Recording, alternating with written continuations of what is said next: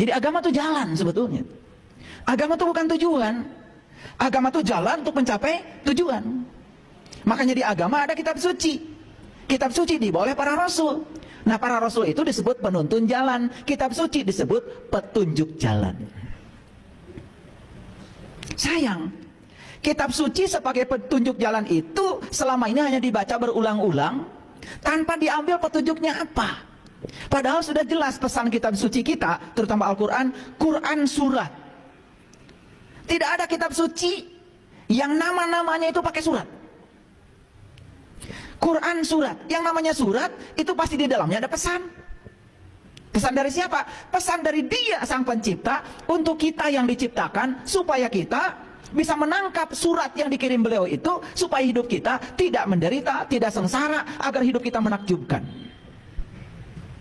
Jadi kalau penderitaan hidup itu bukan takdir, itu akibat dari kesalahan kita memilih jalan hidup. Nah, oleh karena itu, maka hari ini kita akan berbicara sesuatu yang besar dan luar biasa, yaitu jika hidup hanya untuk diterima orang lain, maka kita akan mati saat kita ditolak. Kan sebetulnya yang terjadi dalam kehidupan kita selama ini, mohon maaf, kita lebih banyak hidup kita itu demi untuk menyenangkan orang lain, sampai kita mengorbankan kemerdekaan kita sendiri agar dipandang baik oleh orang lain. Bukankah itu berpura-pura? Bukankah itu yang disebut dengan kemunafikan hidup? Lalu sepanjang kita hidup seperti itu, maka sepanjang itu pula kita tidak akan pernah menemukan diri kita sendiri. Padahal tujuan kelahiran kita ke semesta ini sebetulnya untuk menemukan diri kita sendiri, agar kita bisa menjadi diri kita sendiri. Itu yang disebut dengan kemerdekaan. Setelah selesai kajian ini, mari kita jujur, introspeksi diri. Sekian lama hidup kita di dunia, ternyata hidup kita hanya berpura-pura baik agar dipandang baik oleh orang lain, dan kita mengorbankan diri kita sendiri. Bahkan, mohon maaf, urusan beragama pun kita ngikuti saja kebanyakan orang. Sekalipun kita tidak merasakan apa-apa dari apa yang kita ikuti, kesadaran kita tidak meningkat, akhlak kita masih seperti itu, masih penuh dengan kebencian, dan kita tidak mau mengubahnya. Kenapa? Itu sudah menjadi paradigma, sudah menjadi doktrin yang sulit untuk diubah. Itu kajian kita hari ini. Oleh karena itu, sudah siap untuk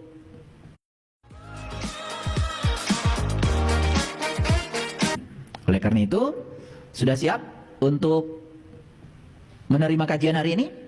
Oke. Karena kajian hari ini sangat berbahaya. Bahayanya, nanti kita akan menjadi diri kita sendiri. Begitu menjadi diri sendiri, saksikan saya. Ternyata kedamaian yang selama ini sesuatu yang sulit akan datang secara tiba-tiba tanpa upaya. Ya, supaya ngajinya jelas, saya pakai dasar dulu. Mari kita lihat Quran surat Yunus. Ini surat ke-10 ayat yang ke-36. Lagi-lagi Quran surat. Awas. Sebetulnya kita ini terhormat. Allah yang Maha Tinggi sudah ngirim surat sama kita. Apa nggak terhormat itu? Dapat surat dari Pak Bupati aja, diundang makan malam. Waduh, kayaknya nggak tidur 3 hari 3 malam ya. Bajunya apa? Betul? Iya. Kayaknya mandi 3 hari 3 malam itu, nggak berhenti-berhenti. Ini surat dari Allah ditujukan kepada kita. Bukankah kita sangat terhormat dapat surat ini? Sayang sekali pesannya selama ini kita abaikan. Sama seperti seorang ibu, anaknya tinggal di Rusia, kirim surat pakai bahasa Rusia, kemudian dia baca itu surat berulang-ulang, dan dia tidak mengerti bahasa Rusia. Betul? Dia cuma bahagia karena dapat surat dari anaknya.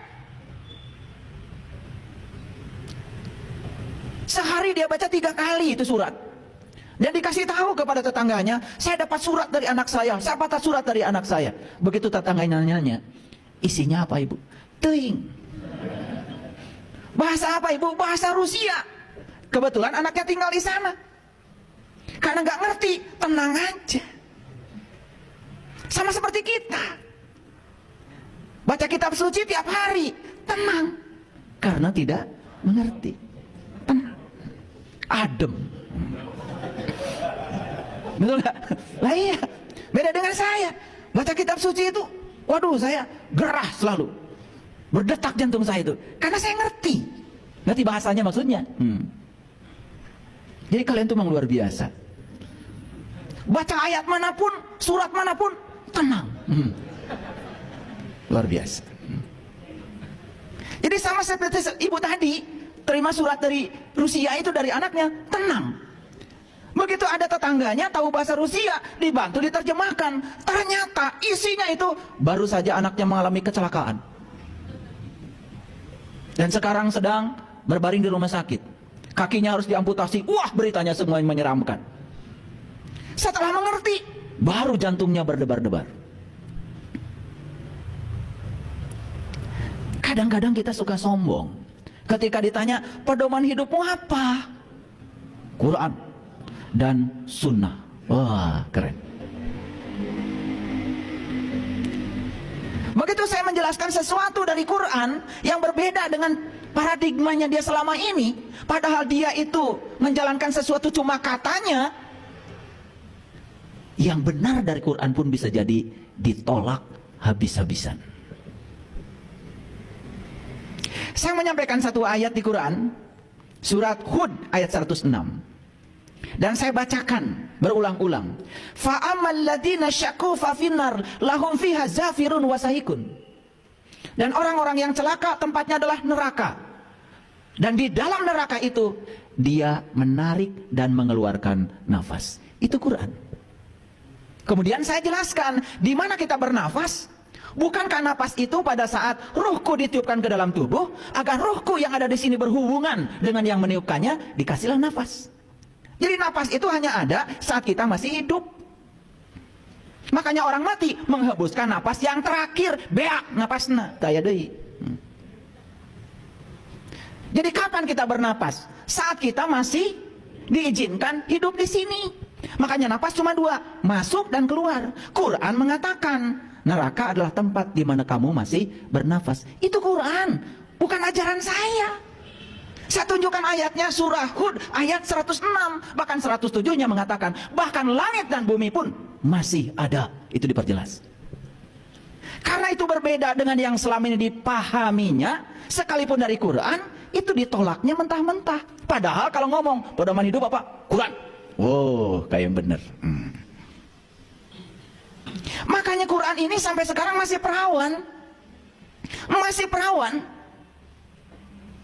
Saya menunjukkan Quran surat Al-Imran ayat 49 yang menyatakan begini. Itu dialog antara Rasul dengan Bani Israel. Wa rasulan ila Bani Israel. Itu bunyi ayatnya. Dan Rasul bertemu dengan Bani Israel. Bani Israel itu, Bani itu orang, Israel itu berjalan, El itu Tuhan. Bani Israel itu orang yang berjalan menuju Tuhan. Itu dialog antara seorang utusan Allah dengan Bani Israel, dengan seorang pejalan, dengan seorang pencari. Jadi seperti guru dengan murid lah kira-kira. Kontekstualnya begitu. Apa yang dikatakan Rasul kepada Bani Israel? Perkataannya begini.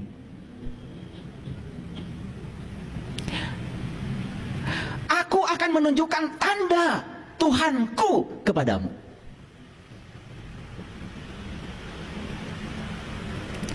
Dan aku akan menjadikan tubuhmu yang berasal dari tanah itu menjadi burung. Dan kamu akan bisa terbang dengan seizin Allah. Itu Quran. Boleh nanti dibaca Ali Imran 49. Jadi sebetulnya manusia itu punya sayap apa tidak? Menurut Quran. Punya kan? Punya. Burung, walaupun punya sayap, hanya bisa terbang dari pohon ke pohon. Sedangkan di Quran surat Ar-Rahman, manusia itu bisa menembus sempadan langit. Bisa hijrah dari alam lahir menuju alam batin. Bisa hijrah dari alam yang rendah menuju alam-alam yang tinggi. Dengan sayapnya. Jadi sayap di situ jelas melambangkan lambang kecepatan. Makanya Nabi Muhammad Isra Mi'raj pakai buruk.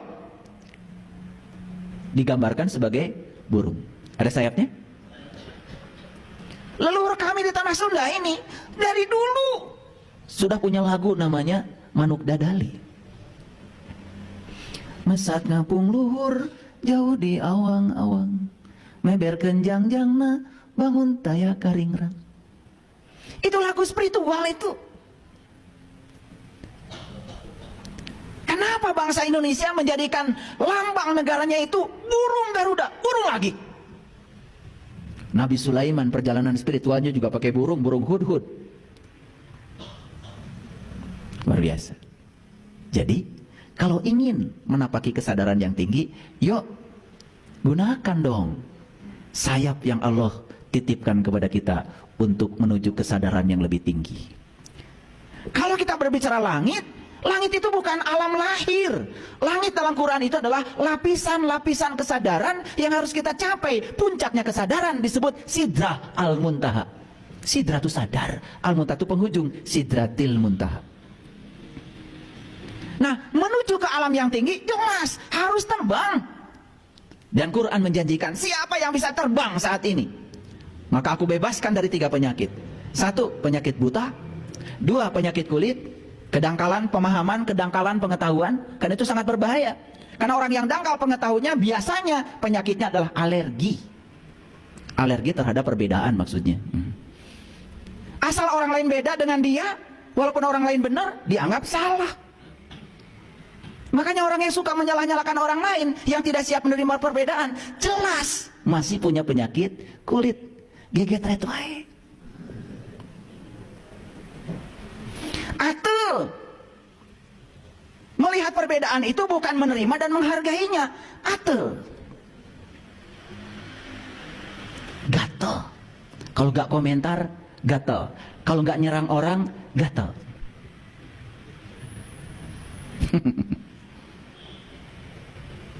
Jadi penyakit kulit yang dimaksud di Quran surat Al-Imran itu bukan panu, bukan kurap, bukan kudis.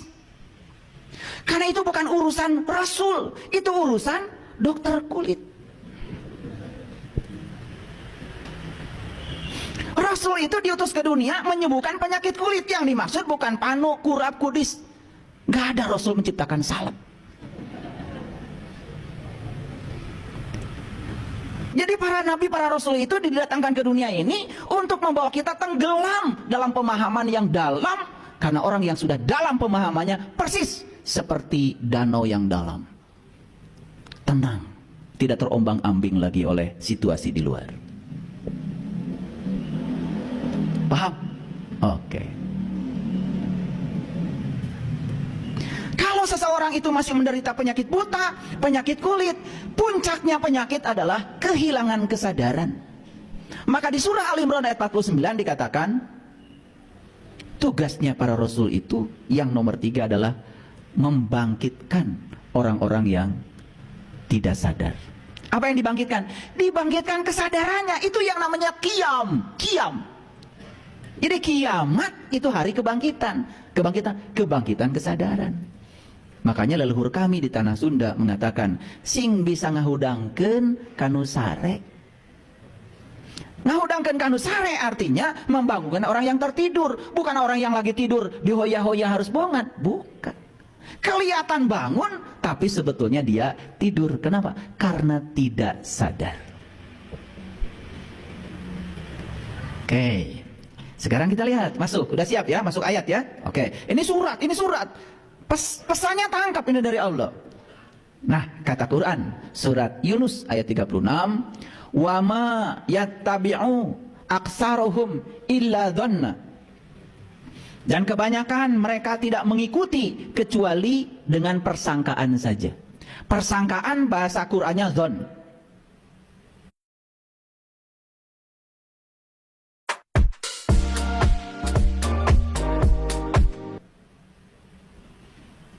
Bahasa lainnya adalah persepsi, pembenaran. Itu. Katanya dikatakan lagi. Itu yang disebut dengan zon. Wa ma yattabi'u aktsarahum illa dzon. Dan kebanyakan mereka tidak mengikuti kecuali dengan persangkaan saja. Yuk jujur pada diri kita. Nah, kalau baca surat ini, kalau saya langsung bergejolak. Kan kebanyakan itu lawannya sedikit. Betul nggak? Berarti yang mengikuti sesuatu bukan dengan persangkaan kan sedikit. Itu bahasa logikanya. Bisa nangkep? Ayat ini mengatakan kebanyakan manusia mengikuti sesuatu hanya dengan persangkaan. Kan bukan seluruhnya. Alhamdulillah. Coba kalau seluruhnya. Ini ayatnya kebanyakan. Berarti masih ada dong yang mengikuti sesuatu tidak dengan persangkaan, dengan ilmu, dengan nalar, dengan pengetahuan, dengan bukti, dengan pengalaman. Masih ada kan? Nah, kalau saya nih baca surat, langsung otak saya jalan. Saya termasuk yang mana? Kebanyakan atau yang sedikit? Kalau saya, kalau Bapak Ibu nggak tahu, nyampe situ nggak mikirnya. Karena ini surat kan? Saya tangkap pesannya. Kalau saya ingin termasuk yang sedikit, gimana caranya ya? Itu pertanyaan saya berikutnya. Lalu pertanyaan saya berikutnya, kebanyakan itu berapa persen? Kan gitu. Lalu kalau sedikit berapa persen? Ternyata Quran ada kasiro, ada kolil. Kasiro itu ternyata sebagian besar. Kolil sebagian kecil. Jadi ayat Quran saja mengatakan yang mengikuti sesuatu dengan ilmu, yang mengikuti sesuatu dengan kritis, kreatif, komunikatif, kolaboratif, hanya sedikit. Yuk pertanyaannya, kita masuk yang mana? Yang mana? Kebanyakan atau sedikit? Lah, kalau masuk kebanyakan segera hijrah kepada yang sedikit.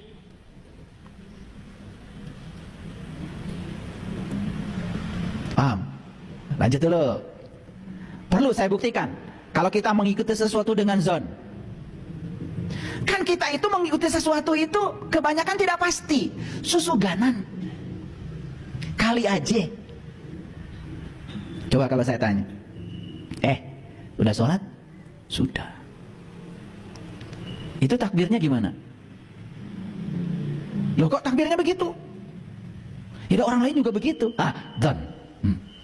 Dan ngikutin kebanyakan orang. Tidak ada keinginan dalam diri kita. Coba cari hadisnya. Takbirnya Rasulullah itu seperti apa? Karena Rasulullah mengatakan, "Shallu kama ra'aitumuni usolli." Salatlah kamu sebagaimana kau lihat aku salat. Itu salat di tingkat raga. Apalagi di tingkat jiwa. Raganya yang kelihatan, kita tidak tahu ilmunya. Apalagi yang nggak kelihatan. Gimana jiwanya Rasul ketika salat? Gimana jiwanya Rasul ketika sholat?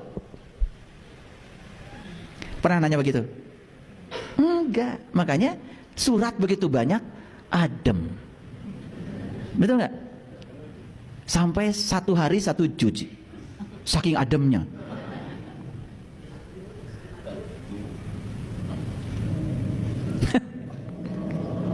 Padahal kalau kita mikir 1 ayat saja, luar biasa bukan? Betul nggak? Lanjut dulu. Innadzon, sesungguhnya sakwa sangka, la yugni minal haqqi syai'a. Tidak sedikit pun berguna untuk mencapai kebenaran. Innallaha alimun bima yaf'alun. Sesungguhnya Allah mengetahui apa yang kamu kerjakan. Yang kamu kerjakan itu ada ilmunya, gak ada ilmunya, Allah tahu.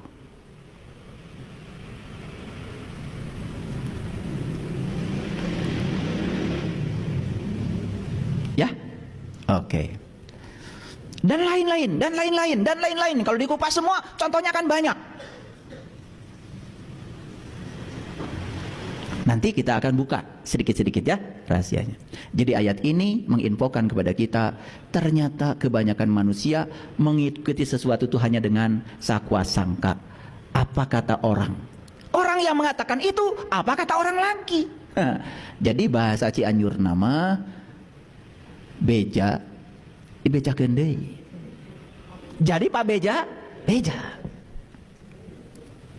Itu sebabnya menurut ilmu psikologi, kebohongan yang diulang-ulang terus-menerus, bahkan lama-kelamaan saking diulang-ulang, dianggap kebenaran.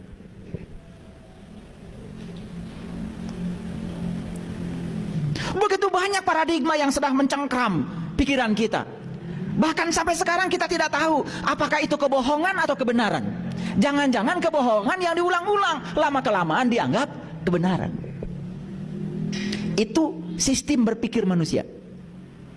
Oke, ayat ini jelas? Hanya info saja dari saya. Kebanyakan manusia mengikuti sesuatu hanya dengan zon. Pragmatisnya, tanya diri kita, saya termasuk yang mana? Kebanyakan atau yang sedikit? Kalau kebanyakan mengikuti prasangka, berarti yang sedikit mengikuti kebenaran. Paham sampai sini? Oke. Nah, nanti cek ya. Nah, kenapa kita terhalang dari kebenaran? Yuk, kita mulai masuk. Karena selama kita hidup, kita itu menjejali pikiran kita dengan kepercayaan, konsep, teori, doktrin, dogma secara membabi buta. Tahu ya? Ini bahasa Indonesia. Membabi buta. Tidak ada mengkambing buta. Yang ada membabi buta.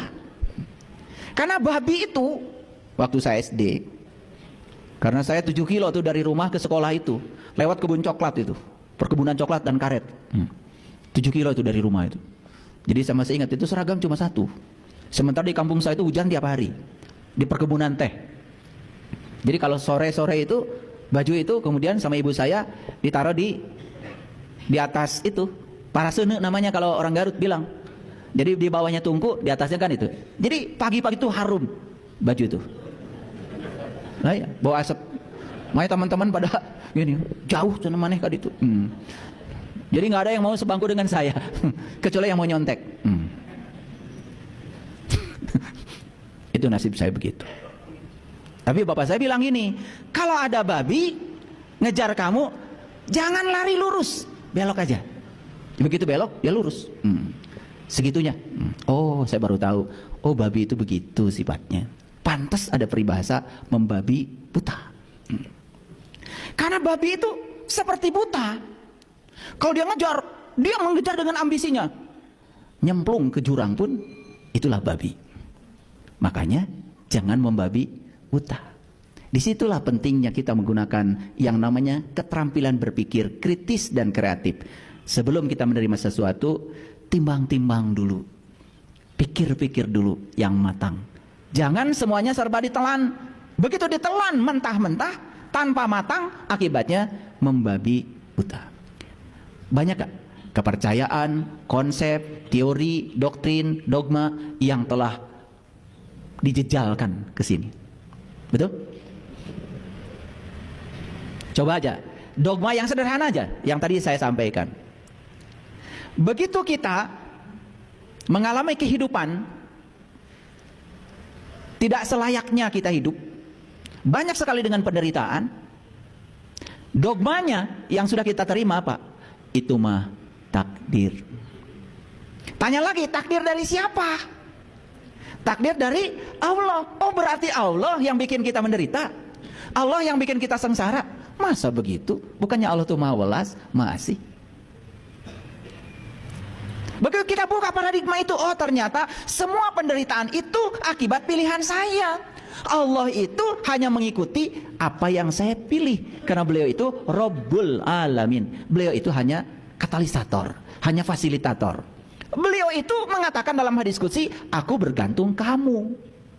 Kalau Allah bergantung kita, berarti yang menentukan kehidupan kita mau seperti apa, mau sehat, mau kaya, mau berkelimpahan, semua tergantung kepada kita sendiri. Bukankah itu keadilan? Tapi paradigmanya, dogmanya yang dicokokkan pada kita apa? Seakan-akan Allah itu membuat kehidupan kita yang seperti itu. Padahal semua kehidupan kita, kita penciptanya. Dia hanya katalisator, dia hanya fasilitator, dia ngikutin apa yang kita mau. Begitu kita makan sehat, ya umurnya panjang. Begitu makan sehat, tubuhnya jadi energetik, berkinerja tinggi. Begitu makannya sembarangan, ya sakit. Jadi ketika kita menciptakan sebab yang bagus, akibatnya akan bagus. Menciptakan sebab yang buruk, akibatnya buruk. Allah itu hanya menciptakan alam semesta menurut hukum sebab akibat. Itu cara Allah turut campur, bukan semena-mena semaunya beliau. Bukan, tidak seperti itu. Clear sampai sini? Nah, banyakkah di sini paradigma yang harus dibongkar? Banyakkah dogma yang harus dibongkar? Banyak sekali, banyak sekali. Nanti pelan-pelan, contohnya pelan-pelan. Jadi yang pertama, penghalang kebenaran itu adalah karena kita bertahun-tahun menjejali pikiran kita dengan kepercayaan, konsep, teori, doktrin, dogma secara membabi buta. Kita yang menjejalkan itu semua ke sini. Kita yang mengizinkannya. Dua, kita sudah lama membiarkan diri kita dikondisikan oleh orang lain yang tidak memahami kebutuhan kita sendiri. Paham? Karena kita tidak menjadi diri kita. Kita selamanya jadi orang lain. Orang terdekat yang pertama kali mengkondisikan kita dan tidak memahami kebutuhan kita adalah orang tua kita. Coba, begitu kita lahir, orang tua kita, mohon maaf, tanpa ditanya kita, tanpa itu, tanpa ini, dalam keadaan kita belum dewasa, bahkan kita harus sudah menganut agama tertentu, keyakinan tertentu, coba, tanpa ditanya. Betul nggak? Jadi artinya kita ya membiarkan diri kita dikondisikan oleh orang lain yang tidak memahami kebutuhan kita. Sampai urusan-urusan besar dalam hidup. Satu, urusan pendidikan, tergantung orang tua. Dua, urusan pekerjaan, tergantung orang tua. Tiga, bahkan urusan perjodohan, ada intervensi dari orang tua. Wah, ini akibatnya akan sangat buruk. Saya menemukan data, ternyata banyak orang yang bekerja tidak bahagia di pekerjaannya karena dia tidak berbakat di situ. Dia hanya mengikuti maunya orang tua, ambisi orang tua. Orang tua tidak menghargai kelahiran anak sebagai tamu agung. Orang tua malah mencetak anak harus menjadi seperti dirinya sendiri. Jangan-jangan kita semua selama ini jadi orang tua yang otoriter. Dan itu penghalang kebenaran. Makanya nanti suatu saat ya, saya akan buka parenting. Harus diubah cara berpikir kita. Hargai anak sebagai tamu agung yang datang ke semesta ini untuk dihormati. Yang punya rencana hebat dengan anak kita bukan kita orang tuanya. Yang punya rencana hebat dengan anak kita adalah Dia sang pencipta. Kita hanya kelewatan saja kelahiran. Dan jangan lupa, yang melahirkan anak kita bukan ibunya. Ibu itu hanya kelewatan saja untuk lahirnya seorang anak. Yang melahirkan dia adalah Dia sang pemilik semesta. Masih menyangkal? Ibu-ibu gak bisa ngeden kalau tidak ada nafas. Bukankah nafas itu adalah bukti kehadiran Dia? Siapa yang melahirkan anak kita? Allah. Lewat rahim kita. Kita itu hanya kelewatan lahir. Ini saya sedang berbicara kesadaran. Dan sekarang saya bukan sedang ceramah, tapi sedang hipnoterapi. Nanti jangan heran, alam bawah sadar kita akan dibuka semuanya setelah ini. Sehingga kita bisa jujur pada diri kita sendiri. Yuk, urusan pendidikan, urusan pekerjaan, bahkan urusan jodoh pun orang tua ikut campur. Senang kepada si A, tidak senang kepada si B. Bahkan ketika anak punya pilihan pun datang otoritas orang tua. Kalau kamu memilih dia, sudah keluar dari rumah. Wah, seperti itu. Orang tua semacam apa yang semacam itu? Kok bisa enak terus sih, Bu? Ini kuncian cita rasaku, manis gurih, jelas nikmatnya. Kecap manis ABC.